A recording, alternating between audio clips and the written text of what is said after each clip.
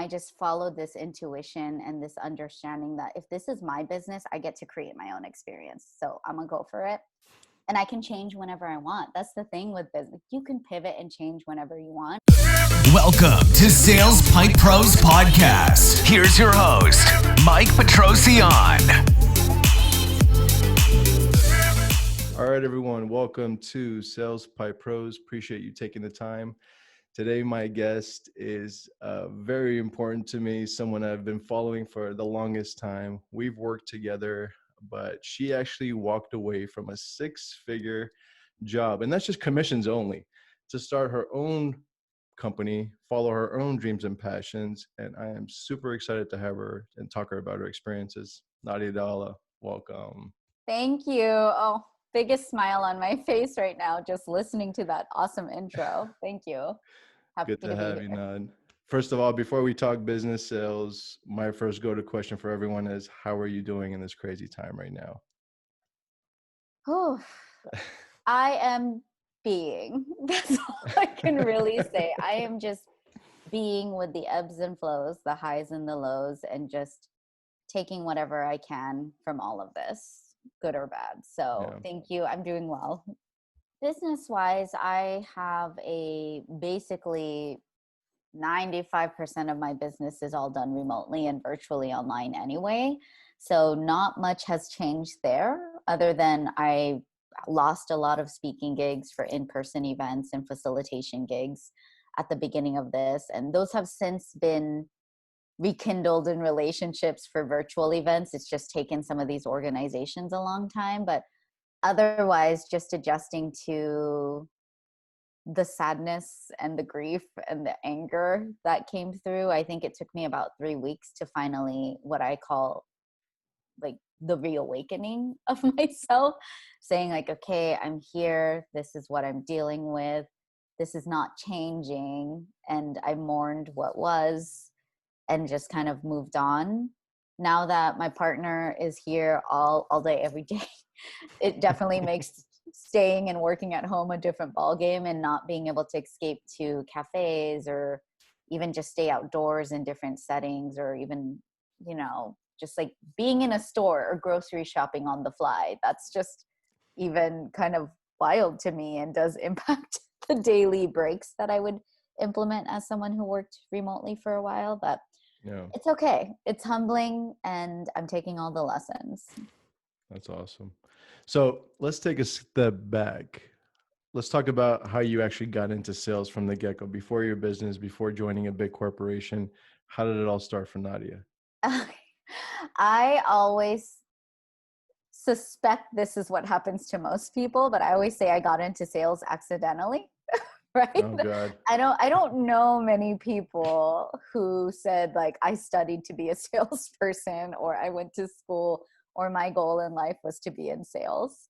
But raising my hand. You and me both. I think the majority Right. of us are like that, right? Yeah, it's just every organization needs sales, and I totally understand how that's what makes business go around now, and it's absolutely necessary and crucial. But I studied audio engineering, so I used to do freelance sound designing, freelance sound recording with like a big boom operating mic, which is kind of crazy. I don't know if you knew that about me, but I used to do that, and I would freelance and wait tables for 2 years after college, because what I didn't know what to do was sell myself.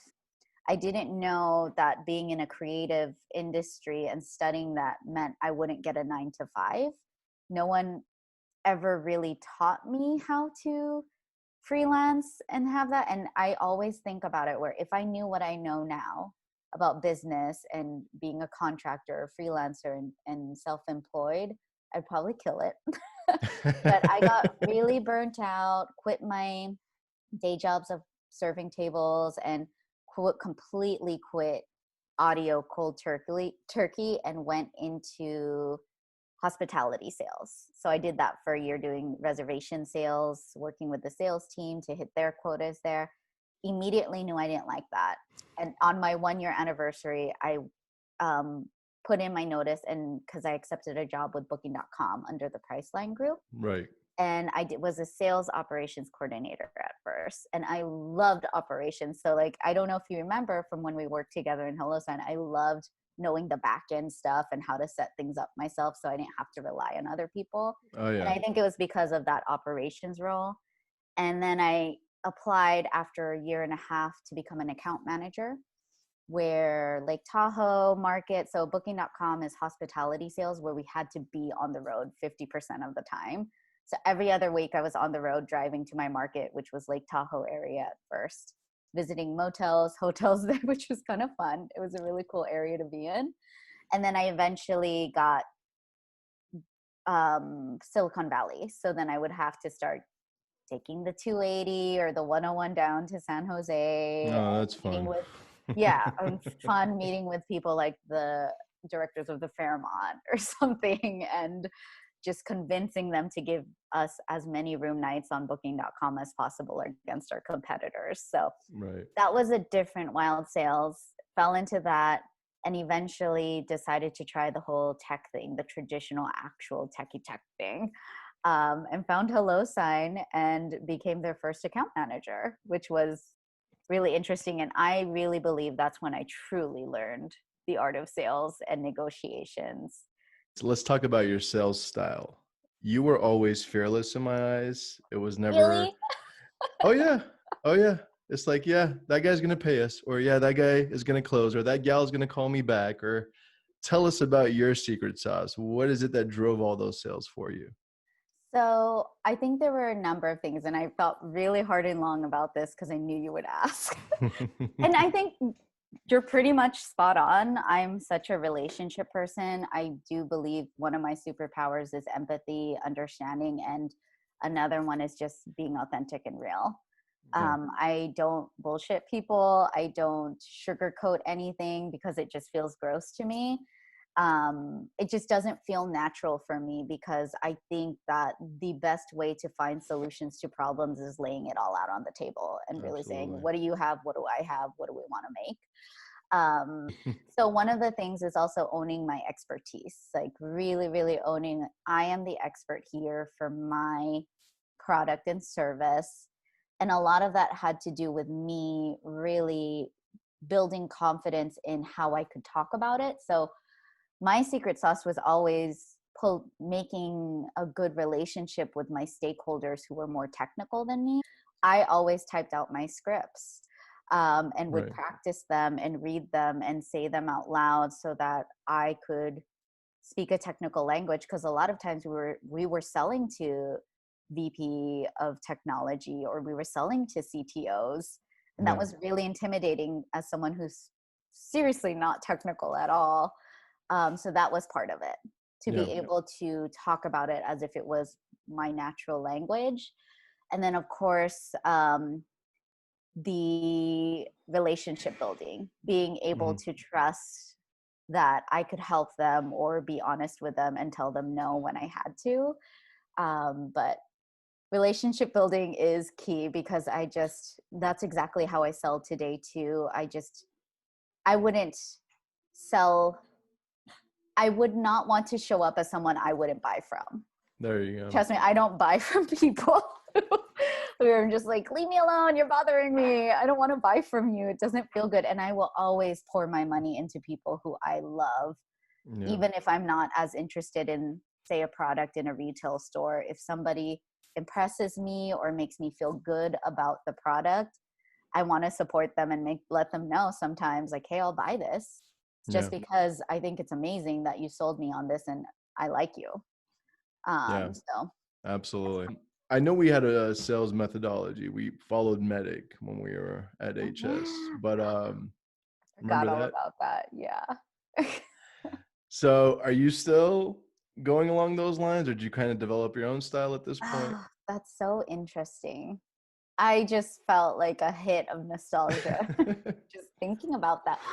So what I do for my business, I do coaching. So I do leadership and negotiation coaching. If it's for my one-on-one clients or those who want to join my group program for negotiations, we have a conversation, and it's either 20 to 45 minutes, depending on if, for one-on-one work, I do longer consultation calls, because it's just, we're going to spend 6 months together for my 6-month program. So we want to make sure this is the right fit on both our ends. Right. And identifying pain is big still, but I'm only dealing with one person. In a sense, maybe they might say like, oh, I got to talk to my partner about this because this might be a lot of money. And so there are other stakeholders, but because this is about personal development and growth, it's always about, if this is only for you, think about how it's going to impact your other folks, your partners, Right. your communities, your children, your employers. So in a sense, they are everything still. When I work with a deal with me to companies, like basically like B2C, if you will, but for a facilitation gig, there are plenty of other stakeholders. So Right. that I feel like things like medic do show up because they do take longer. Oh my God, working with corporations takes so much longer. And I don't miss that, which is why I do love the format of just working from individual to individual. Right. But I would say I still hold on to the relationship. I still talk through their pains and how my solution can help with that. That's always the case for anything I Yeah. do. But there's just no method other than really showcasing the value. That's the Yeah. biggest thing, where it's not dollar for dollar. It's not paying me by the hour, because say I do 2 45-minute sessions a month. I don't think about this as, oh, you're paying me X amount per hour. It's no, you are literally paying me to help you transform your life. How much is that worth? Yeah. Right? So it's the value, always values driven. Absolutely.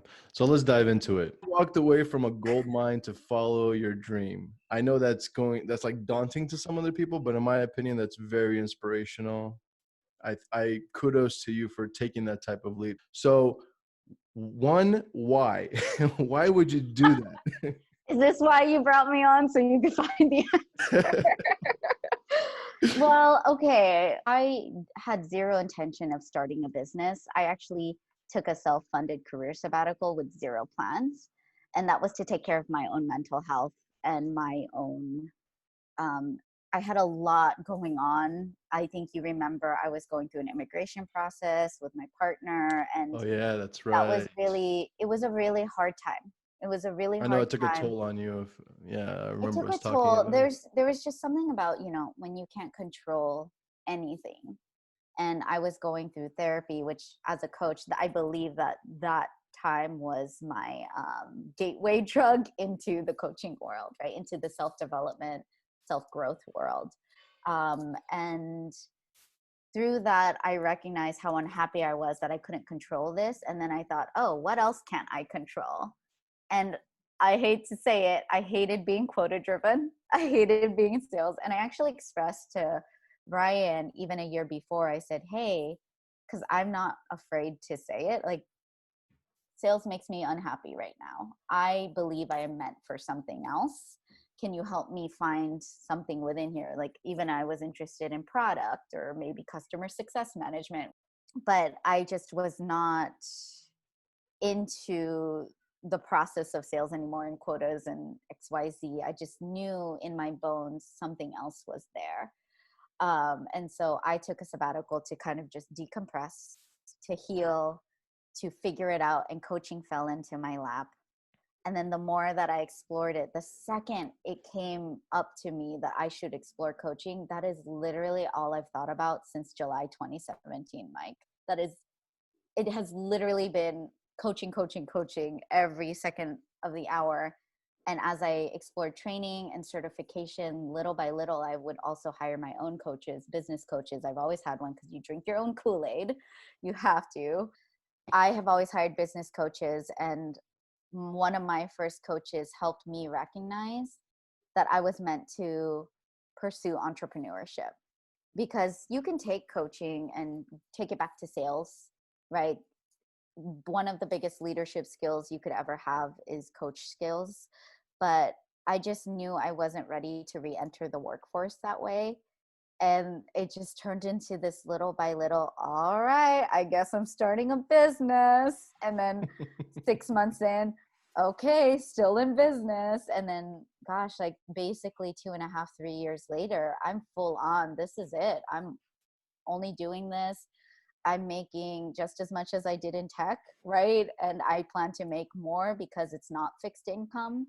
I plan to crush it and expand this somehow. But so I do want to get the credit that I didn't necessarily follow my dreams to start a business, but now I am. It slowly turned into something much more intentional, but I did leave to see what else is out there and just kind of create space for that. Yeah. And that was because I followed some sort of intuitive voice. Well, the fact that you realized that you were struggling personally and to walk away from something that lucrative to take care of yourself, I feel like anyone could take a page from that book, because I can't tell you how many times, not just in the organizations that we worked with and overall our networks, but I can't tell you how many times in my family and my friend circles alone, I hear, dude, I hate my job. I don't want to go tomorrow. I don't want to attend that forecast meeting. I don't want to call that gal back. Like, why Yeah. do you do it then? You have one life to live. Your eyes will close eventually, whether next year, next 10 years, Yes. sometime, Yes. and you only get one shot at this beast. You know, You do. you're not going to That's come back. exactly it. And it's so interesting because I'm in the realm of helping folks like that in tech. So I coach women Yeah, of color in tech, and these are the exact problems I help them with. There absolutely. are a lot of things they experience too, on top of that, like microaggressions and sexism, racism in the workplace, on top of that. But then there's also this beast of, I just don't like what I'm doing. Right. And so, what are you doing then? Right. And not everybody wants to start their own business. Many of my clients want to stay opted into tech, but they just don't know how to stay fulfilled and stay passionate and happy in it. So yeah, Yeah. you're right. It's hard, and I know what it is now. It's security, it's self-sabotaging thoughts, it's basically lack of confidence. It's the normal, it's the status quo. Even during the pandemic, people are still even more so, oh my gosh, I have to stay secure. But then there's all these other beautiful beings, not to say the other one isn't beautiful, but there's all these other beings that are like, this pandemic has given me a kick in the butt to realize, gosh, what Yeah, have I been doing all this absolutely. time? It's very interesting. Absolutely. So your niche market is very inspirational. A woman of color in tech. I mean, that's as niche as it probably gets. Is that, did you start that niche because it's always something you had in the back of your mind? Was it because of personal experiences, all of the above? Tell me a little bit about why, specifically harness that channel when there's so much more opportunity out there too. I think it's all of the above for sure. I had business coaches that guided me into finding what the niche, like the niche was. And as I like to say, I niched up, not niched down. And it's interesting. So I did market research. I interviewed communities or people that I was interested in doing coaching for. So I did first generation Americans and immigrants, right? I interviewed a lot of that, mainly women. And then I also interviewed women of color. I even did some interviews with introverts because I recognized that a lot of my starting clients were identified as introverts. That one, I quickly canceled all my interviews after 4 because I just was like, oh, that's not it. That's not it. What really interested me the most were the, first generation Americans and new immigrants to the US, as well as women of color. And I just chose women of color because it just felt so right. It just felt like I could speak from my own truth of how difficult it is to navigate, right? Just because we do have, being at the intersections of gender and race and sex and race, there's just like these unique internal battles that we have to address that women of color aren't equipped for oftentimes, because no one taught us how to be confident. They taught us how to, like society, our cultures, even our parents taught us to be good girls. And that's it. Right. And I'm sure you've experienced this a lot with some of your women counterparts in your life, that for you, you might just be like, oh, well, this is what you do. And for us, we're like, we can't just Yeah. do that. And so I recognized little by little, okay, that's what I'm going to go for. And a lot of people told me, you don't have to do that. Women of color might not pay. coaching isn't necessarily something that women of color are used to investing in. And I thought that was BS already, because I was like, I have invested thousands in therapy and in coaching already. So that is automatically false to me. Right. And I just followed this intuition and this understanding that if this is my business, I get to create my own experience. So I'm going to go for it. And I can change whenever I want. That's the thing with business. You can pivot and change whenever you want. But the cool thing is I started with leadership coaching, and the things that I changed was adding in negotiations over time, which I thought was really cool. And that happened organically, because when you help someone like women of color up level their leadership, guess what? Suddenly they're like, oh, wow, I deserve more money. Or they're like, wow, I should go after that promotion I thought that I wasn't good enough for, but I know I'm good enough for that promotion now. Or, wow, I'm in the wrong industry. I'm in the wrong job. I'm doing the wrong thing. I'm terribly unhappy. I'm ready to move. And guess what? All of those require negotiations. And then I noticed in me, probably the old sales stuff, right? I was just like, oh, cool, let's get into this. Let me see what I can help you with this. And then I started studying more negotiations specifically for pay, this, that, and pulling in the sales tactics, like the power of the pause, even. All of that stuff is so useful in negotiating your pay or your rate or promotion or even your recognition and influence. So that part just got, a year later, just got slapped on. And That's awesome. I don't know, it went. That's amazing. The fact that you are finding success in that type of niche market is absolutely inspiring to me. As an immigrant myself, you know, I watched a lot of women being forced into lives, not just careers, lives that they didn't want to be a part of. Like, hey, you have to get married, have kids, stay in the kitchen. This communist lifestyle is pretty crazy. So the fact that you are focusing that specific niche market and helping our ladies of the world really strive and realize that they're better is very inspiring. And I can't thank you enough for Thank you. pointing our ladies in the right direction. Thank you. I appreciate it. I love it. I think I'm addicted to it, if anything, because honestly, it helps me with my own growth and development too. So it Absolutely. feels easy almost. And last question for you, Nad, you know, given everything, your success, everything that you've done, what's next for your business? Do you want to hire employees? Did you want to just focus specifically working on this yourself? Did you want to start a course program and just Ah, kind of take it more online to do passive income? all of it. All All of the it. above. No, I really love that you're basically thinking about all the things that someone who is a coach can do or service provider can do. I've had one contracted employee since July of last year. So we're about to hit a year together. So I have a content manager and strategist Oh, awesome. that, because I knew, I mean, and that's probably why you've been able to see so much of me more often, because I knew that I couldn't do that on my own. I got so much in my head about posting my own face, about posting my own words, where I used to, up until July of last year or June, I used to only post twice a month. And I just knew that I could not grow this business without building a social media presence and building sales funnels online. So I have that. I would love to hire her full time, because I want her to be just mine. And she has truly up-leveled and just been remarkable. And I have tried hiring a virtual assistant, didn't work out. So I'm looking for a better fit with that, because I just, with all the back end processes, I'm over it. I want to go more into the visionary state and just the coaching state. I would love that to be the majority of my time. But unfortunately in business, it's always the other way around. 20% of what you love, 80% of the BS. So I want to outsource that. I would love to grow a team, a full-time team, or even part-time team mix of folks to help.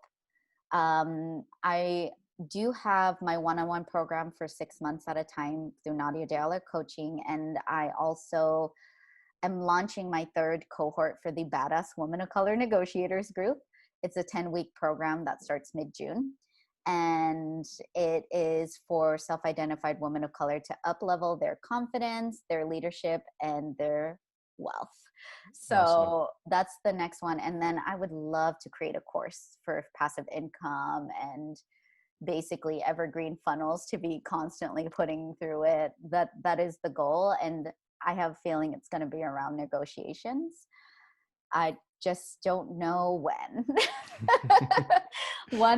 This is where it's just outsourcing is key to me, and investing in other people to do what I can't do myself is crucial. Absolutely. Well, you've done phenomenal. So I have all the confidence in the world that you're going to continue crushing it out there. Once again, congratulations on all the success. Really appreciate what you're doing. Don't forget to stay in touch, because I feel like we don't talk as often as we should. I know. You too. Now Two-way that we live in street. Oakland together. Absolutely. Thank you so much, folks. Once again, Nadia De Ala, founder of Leadership and Negotiation Coaches for Women of Color. You can find her on nadiadeala.com. I'll put those links in the actual channel. Thank you again, Nadia, for your time. Stay in touch. Mike. Yeah. Bye. Thanks for joining. For more episodes, visit salespipepros.com.